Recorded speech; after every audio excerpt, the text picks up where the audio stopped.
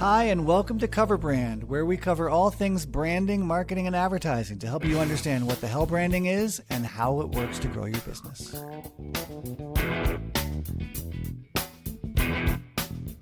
Welcome and welcome back to Cover Brand. I'm your host, Ethan Decker. Hopefully, some of you already know that name. With me today is an outstanding marketing and demand generation leader, innovative brand builder, and undiscovered child star, Laura Dodds. Hi, Laura. Hi, thank you for having me today. Thank you for having me today on your idea of a podcast. I like that you're pushing off all responsibility onto me just in case. Well, if the show's a great idea to cover On Brand with Jimmy Fallon, then it's my idea. But Of course. Of if it's course. if it tanks, then it's definitely your idea. That tracks. No, that's a really great way to approach things. So I support Well, it. today we are covering episode 6 of On Brand with Jimmy Fallon. It should be On Brand with Jimmy Fallon and Bozoma St. John, but she's not as famous, not quite. That's also quite a long name Well, for a yeah. TV show. They could keep going. On Brand with Jimmy Fallon and Bozoma St. John, sponsored by Pillsbury. Sponsored by General Mills. It's brought to you by. I also think this episode was brought to us by the Google flip phone. There were a couple other brand sponsorships that we saw in this one that were placed a little bit more subtly. There sure were. But we've got some juicy topics to hit on today, shall we? I'm excited. So let's get into the brief, and then I want you to talk a little bit about the brand science behind brand mascot. Brand mascots like the Pillsbury Doughboy, whose name originally was His name is Poppin' Fresh. Oh, that's right. We just call him the Pillsbury Doughboy. So is the Doughboy a nickname or is it a chosen name? That's what I wondered. I think Ethan Decker would be akin to Poppin' Fresh. That's his given name. That's his given name, yes. And then Birth name. the guy that talks about marketing a lot would be akin to the Pillsbury Doughboy. I see. You know, it's a describing way how we describe you, a nickname of sort. Poppin' Fresh. 2 words, not 3. Poppin' Fresh. Okay, this brief, we'll get into the brief in a second, but the client is technically General Mills, which owns Pillsbury and a bunch of other things, including Cheerios and probably 50 other brands in the grocery store. And the person who represented that client was CMO of General Mills, Doug Martin, with the nice shades. Yeah. Oh, and do you know anything? Do you know anything about his history with the company? He's been there. Well, he was there for 19 years. It turns out he just left General Mills and is now CMO of Wawa. And if you don't know Wawa, you ain't from Philly. Wawa is like the best corner store in the world. It's a little grocery store. It's a little quick place to get coffee, but they have good stuff. And Wawa is one of those, like, I don't believe in cult brands, but I know that there is a little extra love for Wawa compared to some convenience stores in the world. So would you say it's similar to a Buc-ee's, but maybe without the grandiosity, or is the grandiose nature of Buc-ee's? You don't know what a Buc-ee's is? I do not know Buc-ee's. Oh my goodness! But every region has one, right? There's Sheetz, there's Buc-ee's, there's Wawa. Up in the north, there's Tim Hortons. So it's the beloved local convenience store of that region. So the problem, well, not the problem, the conceit of Buc-ee's is that it takes up probably the same square footage as a big box store. So they've got like almost a food court inside, aisles and aisles of snacks and drinks and slushies, and there's Buc-ee's merch. But the big sell is that they always have very, very clean restrooms. Oh, yeah. That is often a nice draw for places like that. Because I did some work Wow, we're way off topic, but that's okay. Um, on brand, off topic. That's our new motto. Uh-oh. Uh, I did some work for the National Association of Convenience Stores a long time ago, and I did some market research, got in there and talked to a whole bunch of consumers, a whole bunch of owners. And it turns out, even though the name of the entire category is convenience store, which implies you want to get in there quick, you want to get out of there quick, that matters. The most important driver was service, Okay. right? Okay.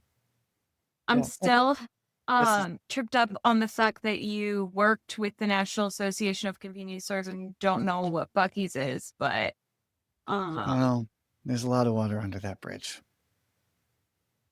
all right, so back Okay. to Doug Martin's at Wawa. We wish Yep. him well. Yes. Doug, save me some tasty cakes. I'll pick them up soon. Let's talk about a little bit though about Pillsbury and the fact that they've got this iconic asset, which is their mascot, right? Who just turned 60? He just turned 60 years old, and they are hoping to help maintain cultural icon status for the Doughboy. Yeah. Now, my question was, can someone in that age demographic, plus or minus, say 6 or 7 years, are they able to maintain cultural icon status? Um, Yeah. if there's The hope for answer the Doughboy, there's hope for Ethan Decker. Well, that is true. I am catching up very quickly to the Doughboy's age. But the short answer is yes. Absolutely yes.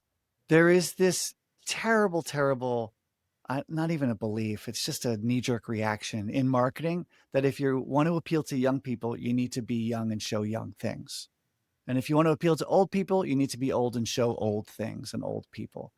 And frankly, that's just bullshit. That is what I would call not a law, not a lever, but malarkey, the third L. Um, The laws, levers, and larky of laws, French. levers, and malarkey. And this is malarkey. For instance, I don't know if you remember the Morgan Freeman, and Peter Dinklage ad for like Mountain Dew and Doritos in the Super Bowl when they were doing a rap battle. It was incredible.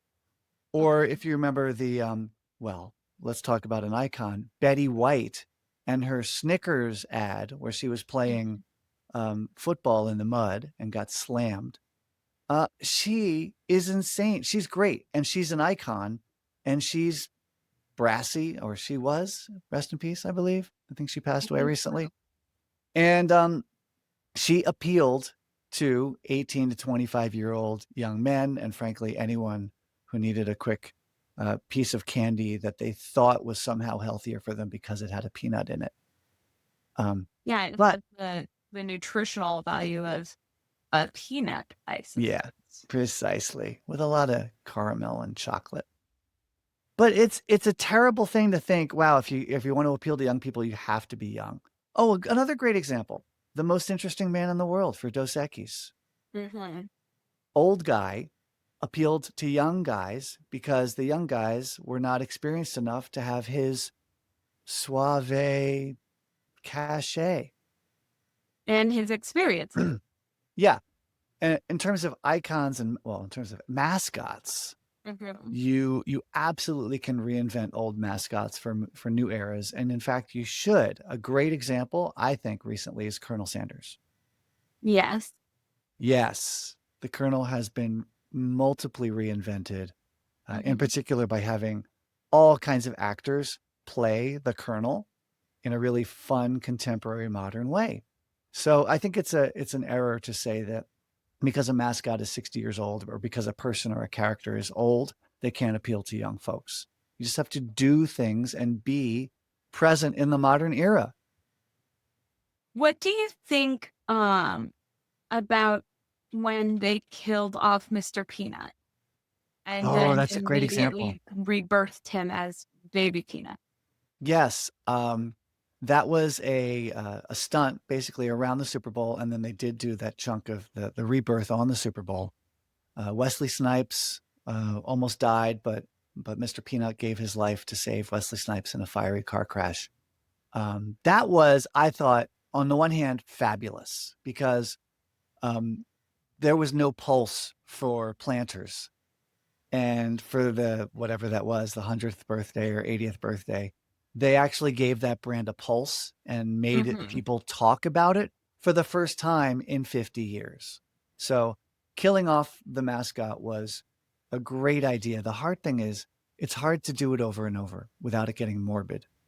Yes, that's In true. in fact, they kind of pulled back on the whole thing because I think the very next week, um, Kobe Bryant died in a helicopter crash. I didn't realize So, they were so close together. yeah, they were like a week apart. So it wasn't as fun anymore to be laughing and joking about people dying in a fiery crash. And so they were in a hard spot because they created so much buzz and everybody was suddenly talking about Mr. Peanut.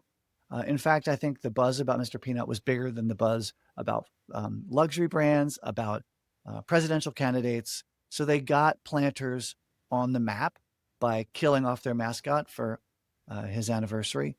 But it's a slightly morbid play, and they'd really have Yeah. to commit to that bit, which is tough to do when it's about death.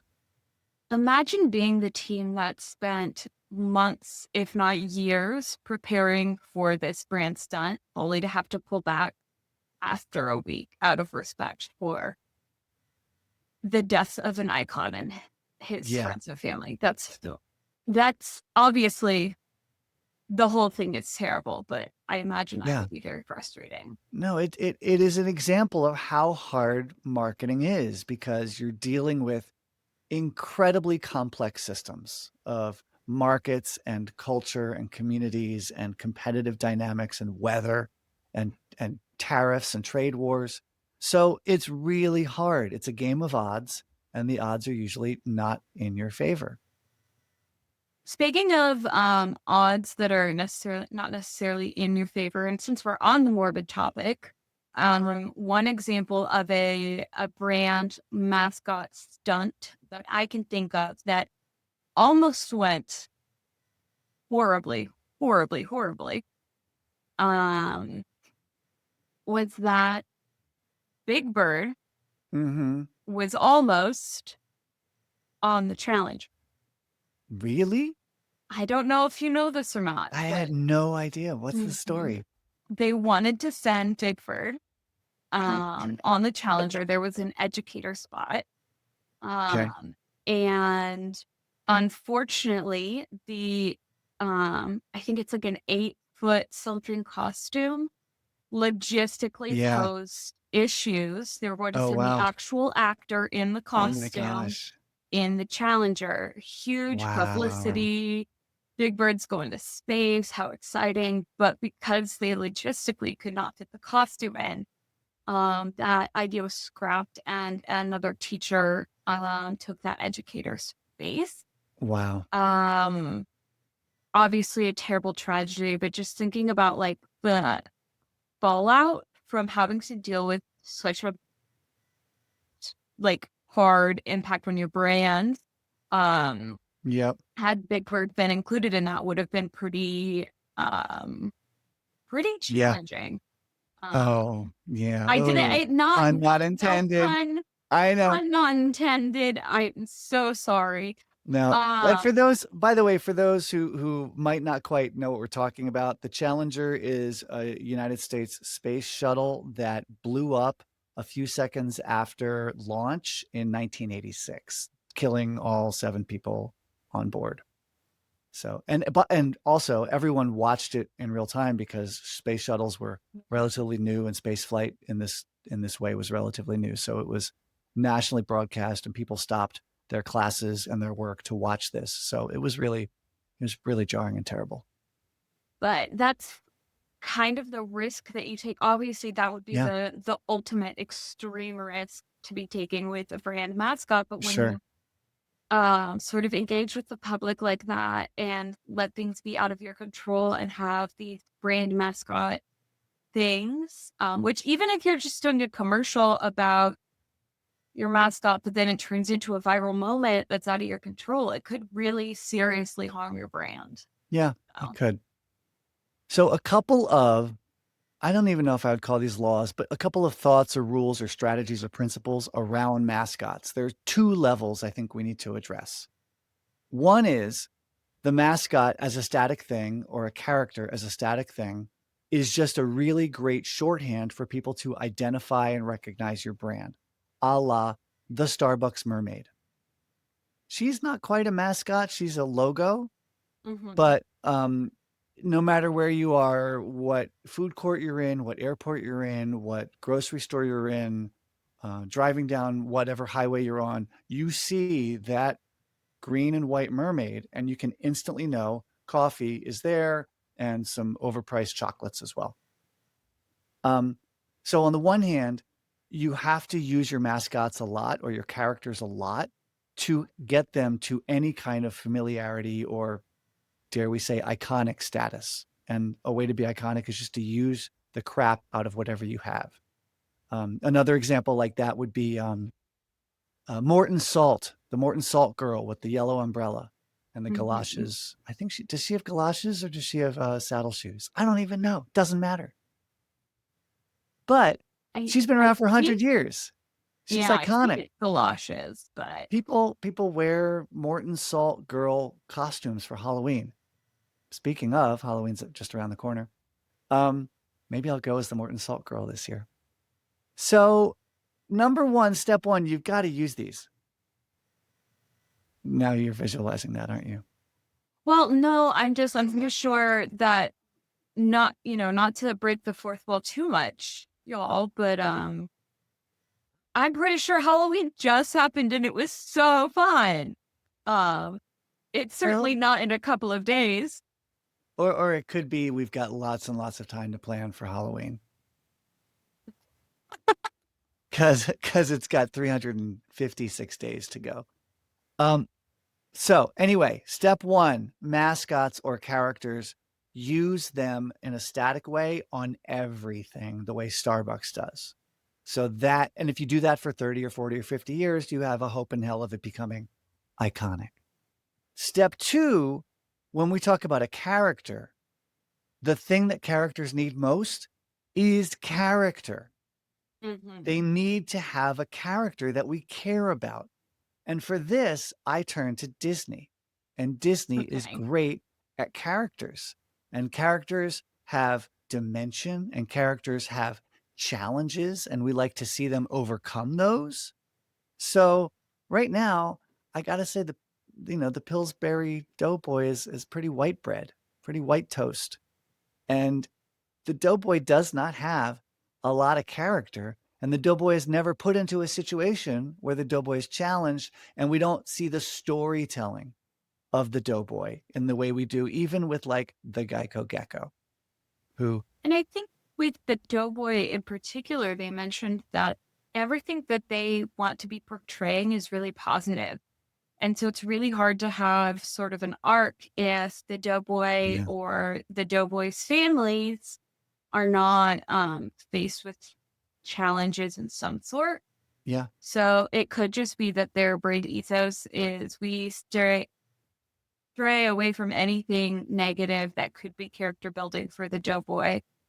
ugh. Uh, I know it's brand new sentences. Let's avoid anything that might build character for our character, which actually is terrible, and it's a terrible habit of brands that they think they have to pussyfoot around the dark Mhm. side of life or the negatives or the down parts and only look at the upsides and the positives because, oh, that dark stuff is just too dark, which Doug even says, and I do fault him for this. The Doughboy is super optimistic. It'll be tough for him to bring to life that when the world starts to crumble part of things. No, I Mhm. think the Doughboy should be in those moments when the world starts to crumble because you know what? That's where the audience is. That's where people Yeah. are today.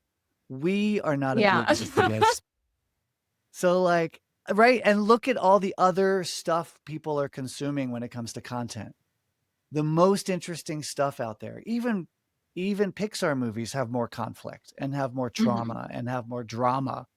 And all the shit people are gravitated towards have the dark side too, because that's life.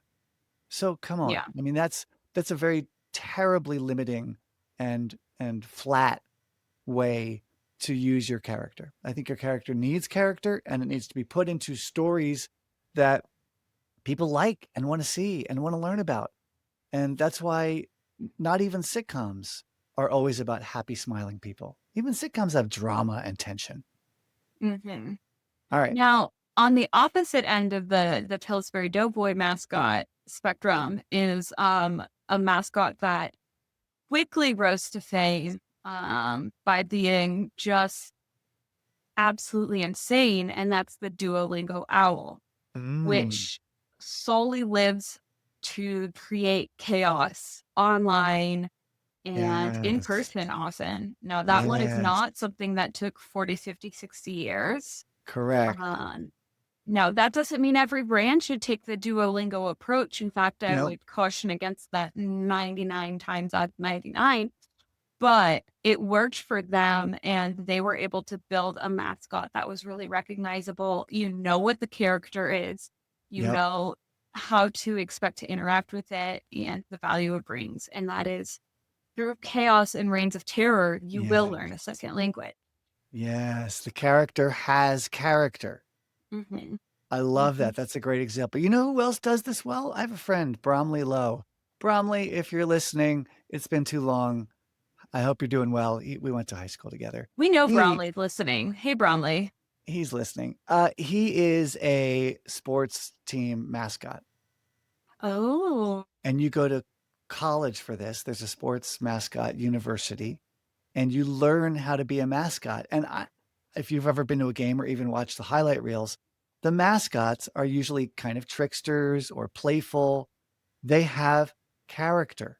They're Hmm. characters with character.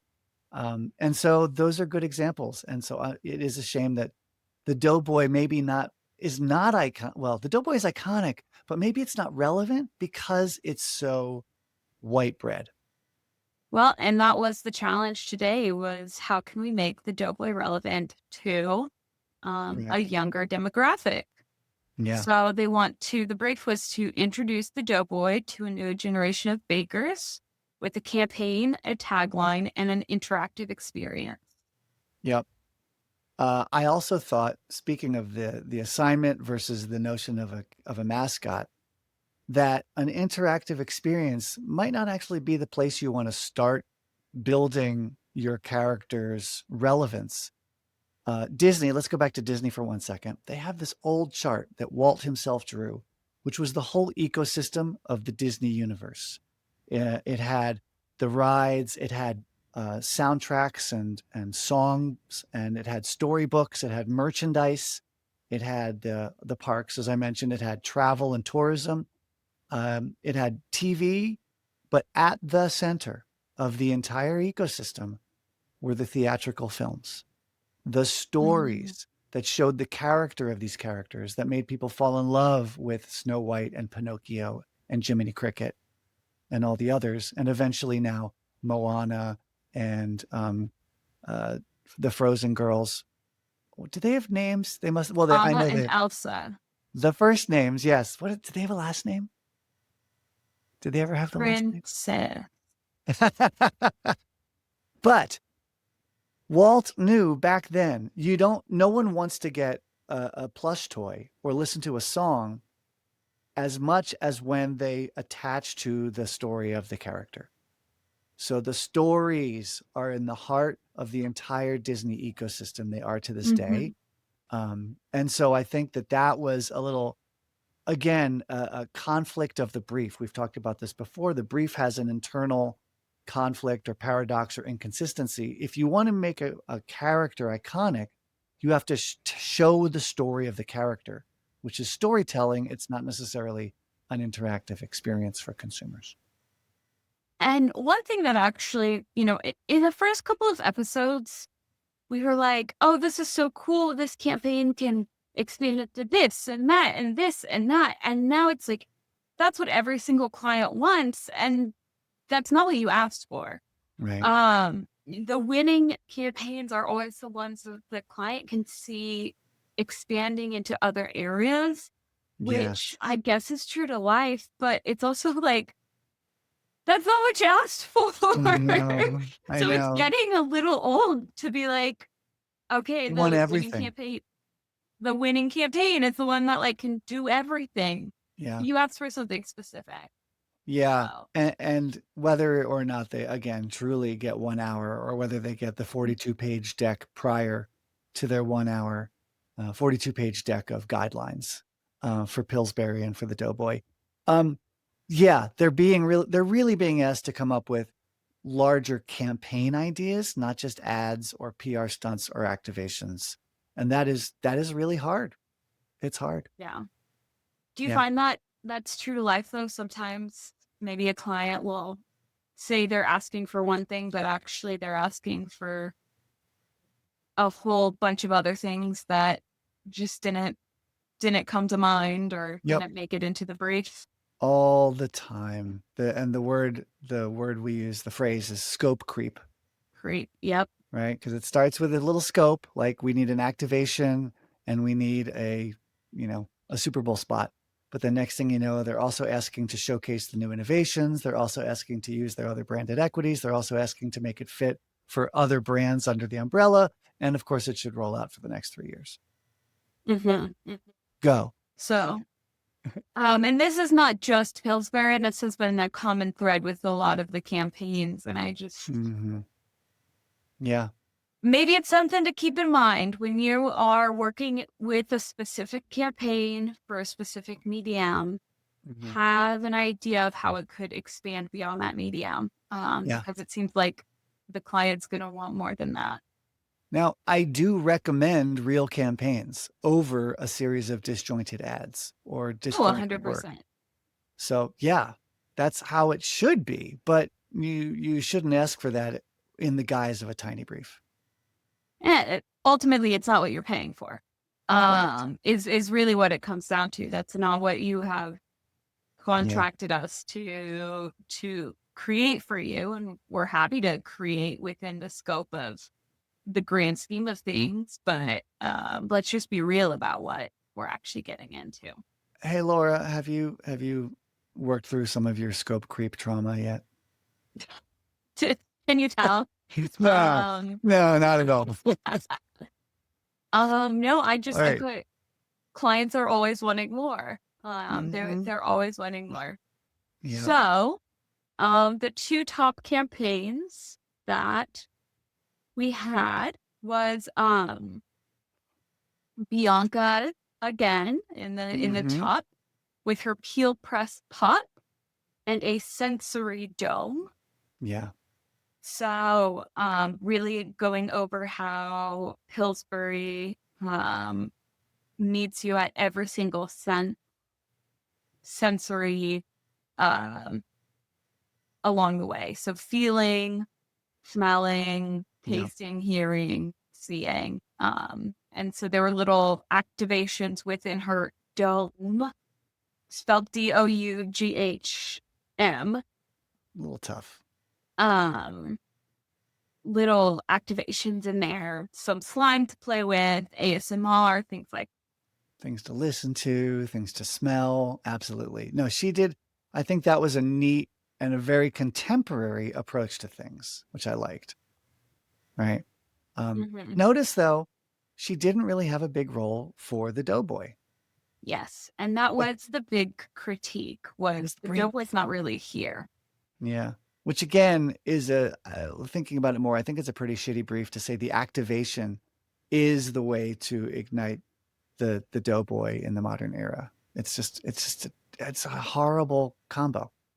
Okay, but Bianca did the best she could and came up with Peel Press Pop, a multi-sensory experience.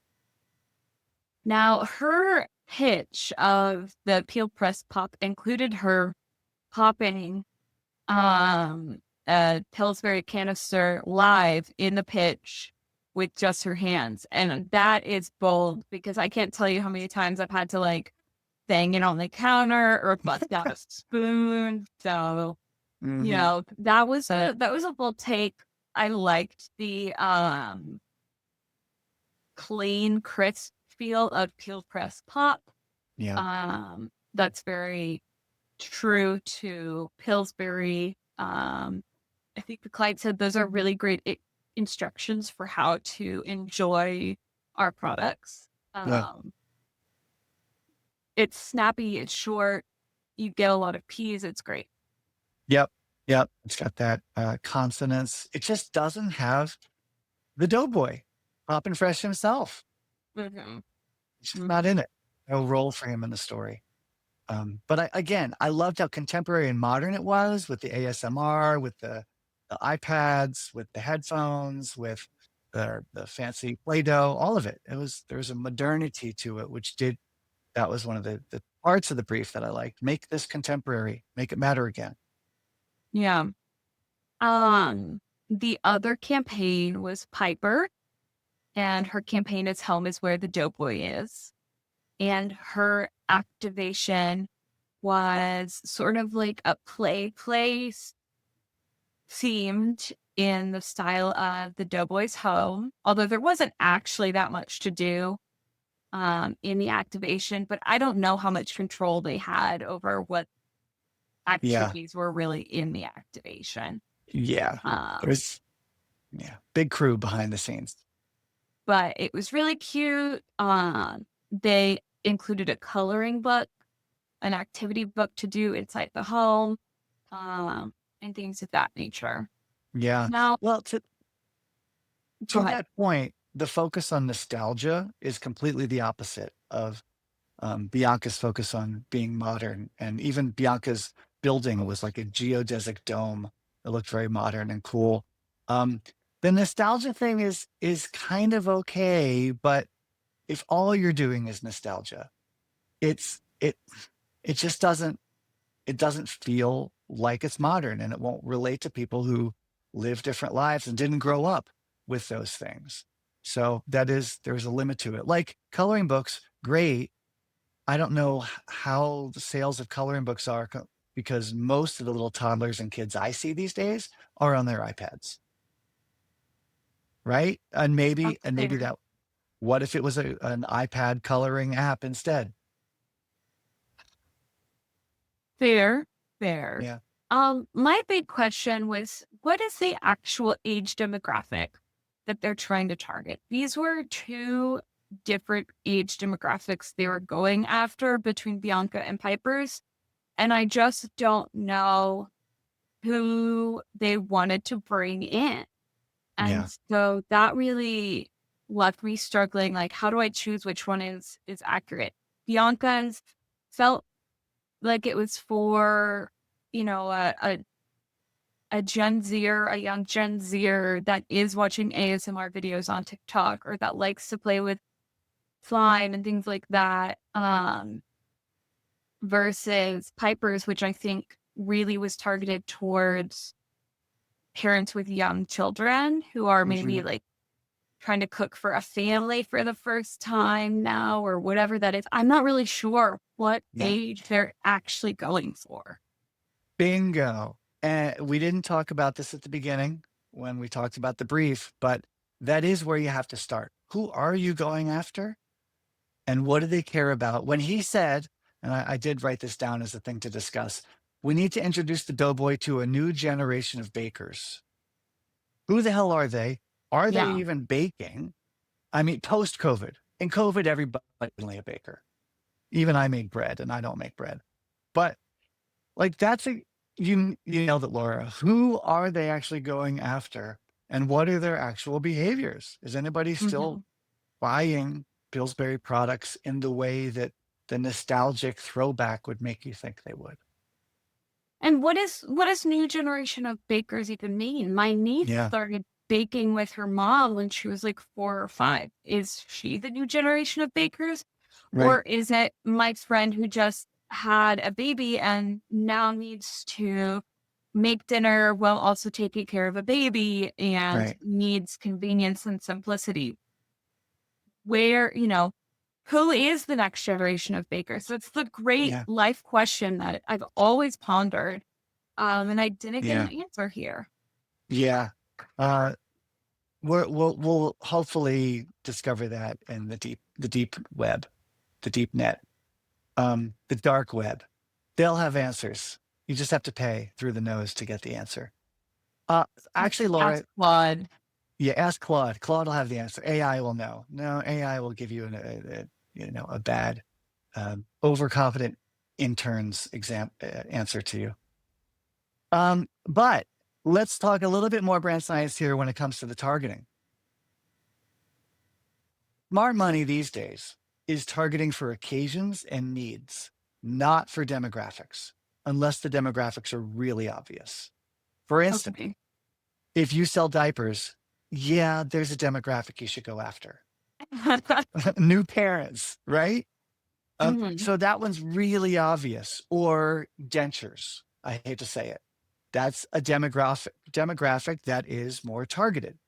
But if you're doing something like baking and home baked muffins or biscuits, then maybe the demographic is not as important as the need or the occasion.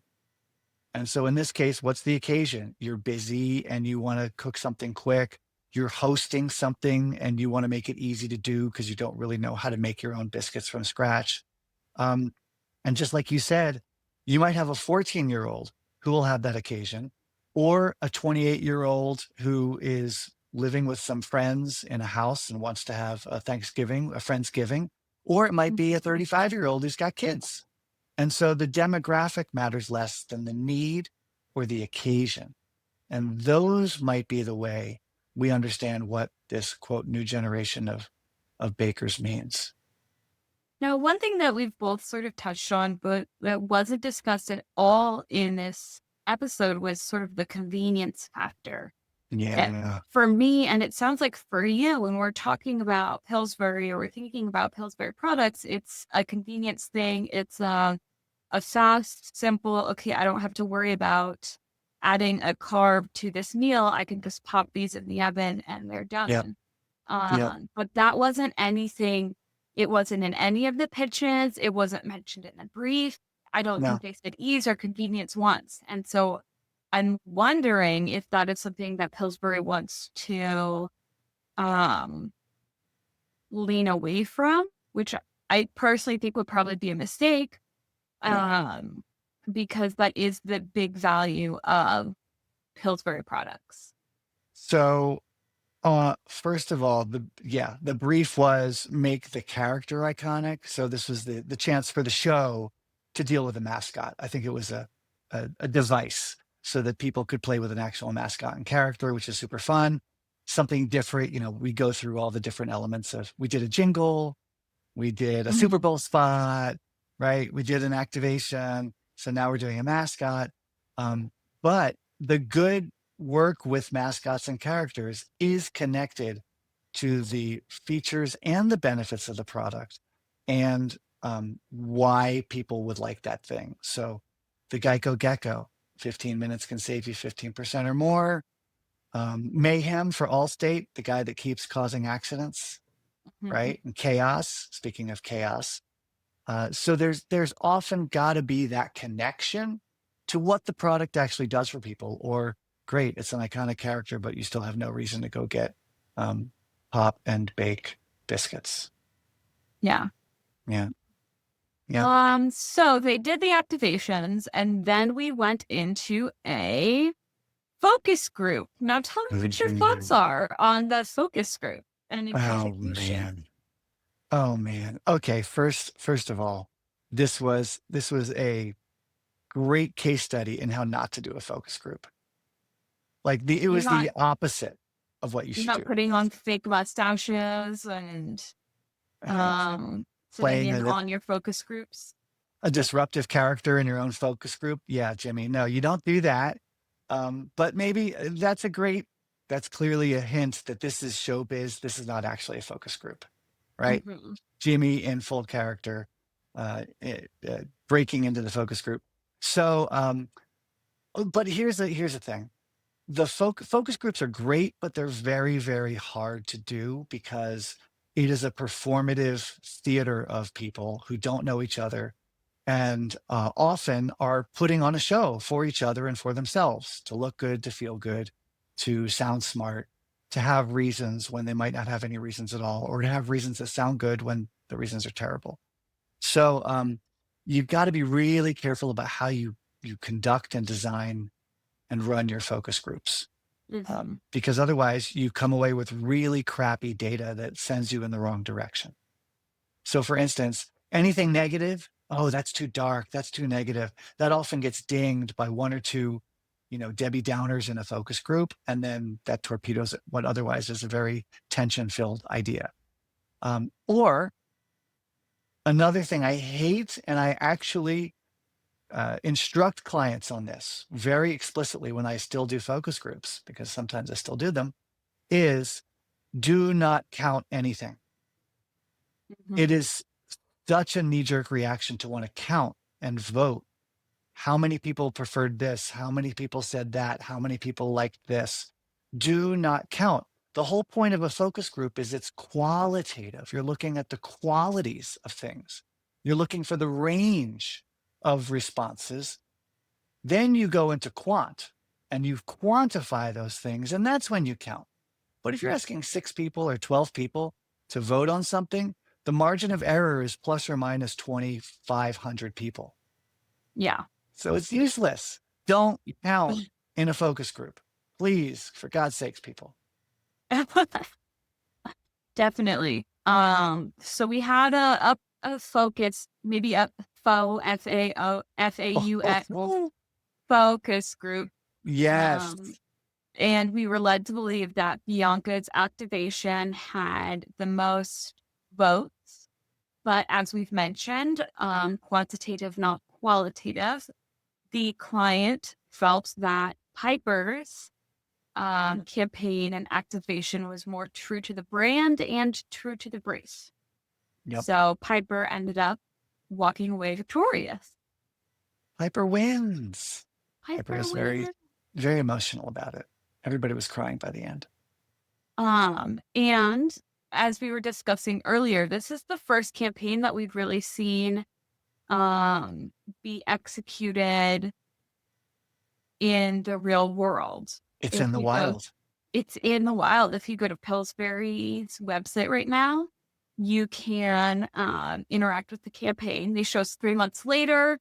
Yep. It has been expanded into an AR activation where you can put the Pillsbury Doughboy's house in your house and then shop merch from that. Yeah. The merch is a little underwhelming, I must say. Don't love the merch. Good on them for trying. But I did pull down doughplacelikehome.com and use the AR. And it just makes the house extremely doughy and quite small. You have to like crouch down to get through things, but that would make sense. But you're right. It's live. It's in the wild. You can play with it. They said he's pretty small too, like 8 inches or something. So it would make sense. Yeah. Yeah. So you can go play with it and see what it's like and where they took the idea. I think did you notice too, Laura, they changed the line? To what? They normally make some changes, but I can't recall what it was. So Piper's original pitch was home is where the Doughboy is. And now it is dough place like home. I like the iteration. Yeah. I like the dough. Yeah, I like the new version better too. There's dough place like home. Now they've got to watch out because Wizard of Oz might have their own IP, but oh my God, we have a character. Maybe the character could interact in that world or interact with those characters. Well, they did have these briefs, the initial pitches, they ran by legal and brand before choosing the winner. They were very explicit about that. So I'm pretty sure that they got their dough place like home approved from a legal perspective. I believe it. Or dough place like home instead of who knows, maybe theirs dough place like home is too close, so they could just do dough place like home. This is what the lawyers are for. Yeah. But really, again, if you want to reinvigorate a character, the character needs story and the story needs drama and conflict, and you need to see the character go through stuff like Mr. Peanut, He right? went through it. He went through it and came out on the other side. Yeah, So that brings up the point totals. Do you want to share the lovely graphs? Um, absolutely. Let's show this on the stream. We have a Now, new just a leaderboard. reminder, this is Ethan's very own point total that he created. So if this does not reflect reality, we are not legally liable. Okay, That's right. We've talked to our lawyers and they said we're in the clear. You get we're in. 10 points for a win, 5 points for being a finalist, and 1 point for being on the team that wins. So that brings Piper up into third place now, just edging out Makari. Yep. Poor Was Elijah. poor Elijah has 1 point, was on one winning team. And then still very much at the very tippy top of the leaderboard, Bianca. Bianca, she seems to be the clear front runner here. 35 points. She's now pulled ahead of Ryan quite a bit. Ryan has 26 points. Yeah. It's So still see. it's still a one possession game. It's true. But this is sort of our quantitative way of seeing how this episode is That's right. turning out. We are Now, keeping score. We're allowed to count here. This is not a focus group.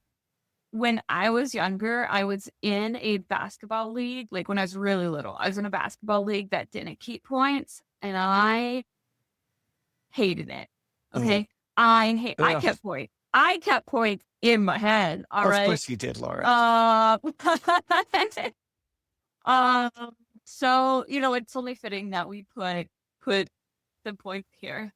Yeah. Now, all right. It is time for the one and only official Ethan Decker Award for Premium Stickiness of the Week, awarded to the campaign that we'll continue to think about until at the very least tomorrow, maybe even the next day. What was sticky to you this week? Okay, this is a slightly deep cut. Elijah, our 1 pointer, or Elijah, I think he was onto something when he created. No, he was. Wait. Hear me out. So his pitch was a hip hop album, right? Because hip hop is cool. Rap albums are fun. And then he was going to have an album release party as the event. He'd have tracks like In the Oven and Who to You. But here's where I think he missed a little bit. It's pop. It should be pop music. Come on.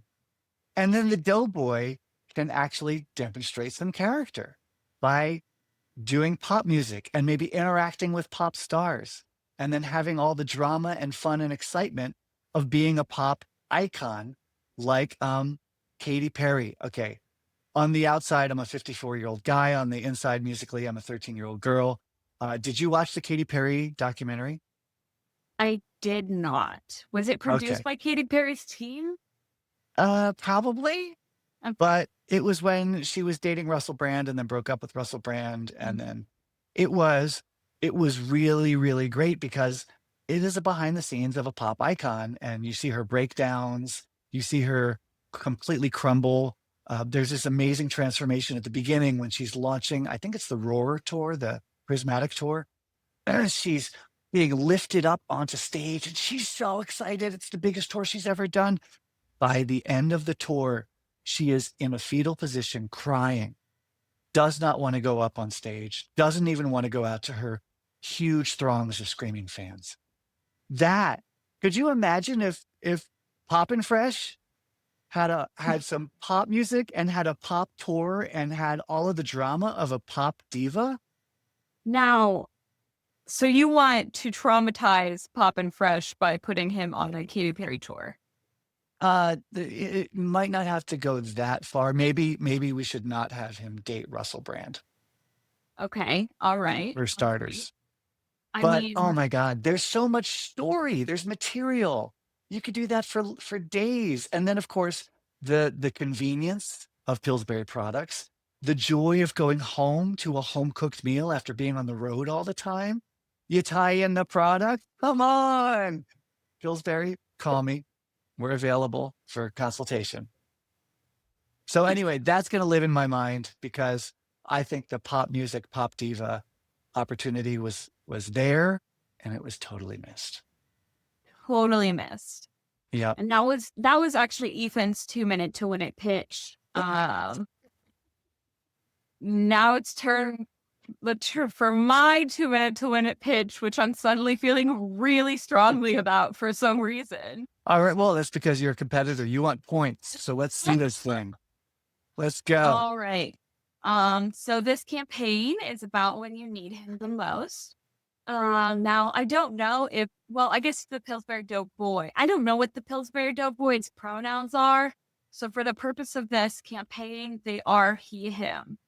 Um, so let's just go with that. Now this was created before we got the feedback that the Doughboy doesn't really interact with negativity at all. Ignore that, Laura. Ignore that. Keep going. But I'm going to ignore that because it's a great idea when you need him the most. So we start off with some nostalgic imagery of our parents getting dinner on the table every night, a hot dinner.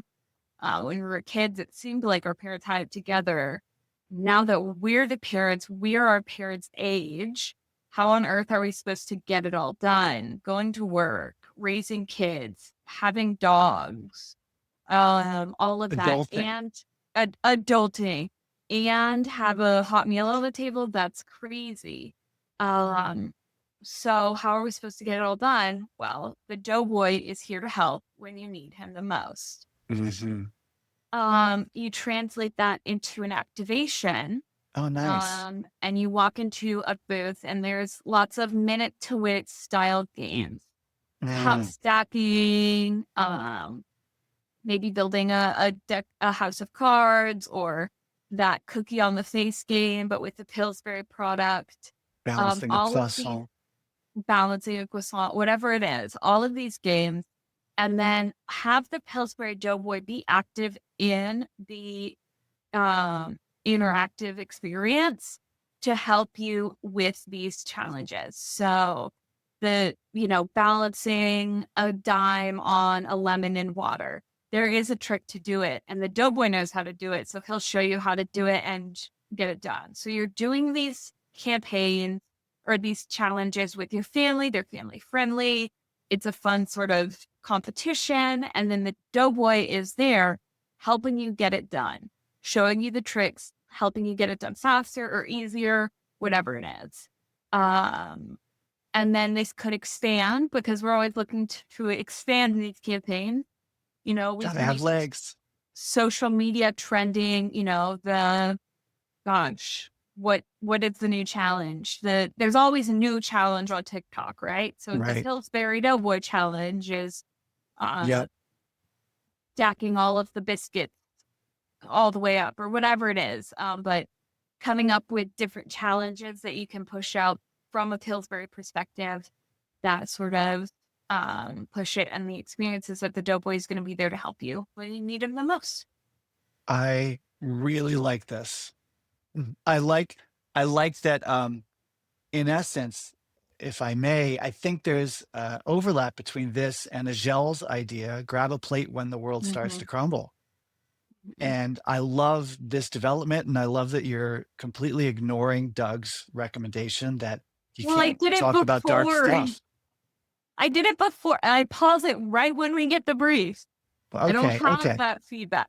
You know what? His feedback was bad feedback. So I'm just going to say that because, again, story, you've got great material for story here. When you talk about when you need him the most, when the world is crumbling around you, and crumble is, of course, a great pun, but the Doughboy is there for you. And it's right when you can't adult anymore, when you can't parent anymore, when you're at your wit's end, the Doughboy's there for you. I think Yeah.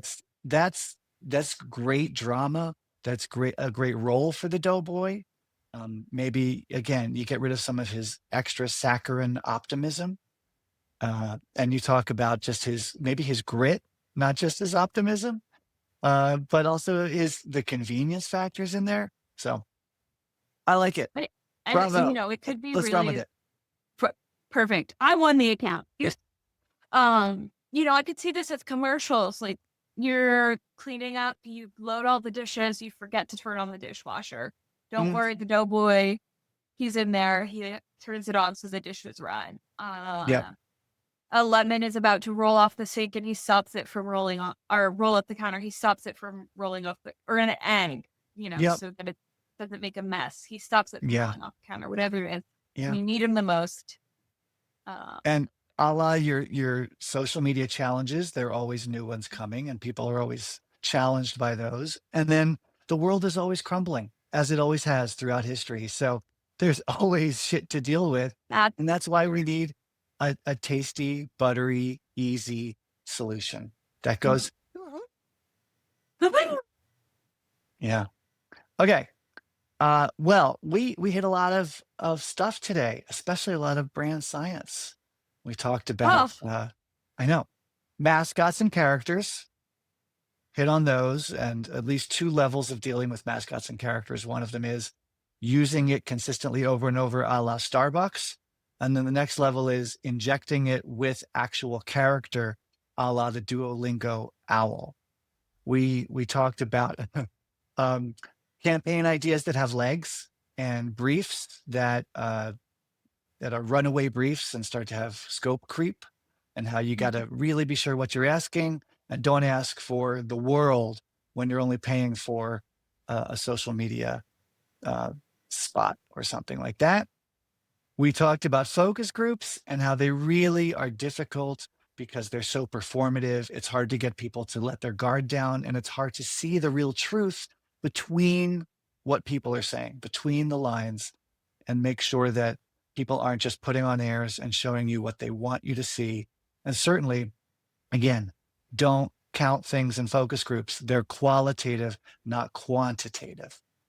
So the pros and cons of focus groups. And then we ended up with Piper climbing up a little bit to third place in the leaderboard. Could this be setting the stage for a come from behind win?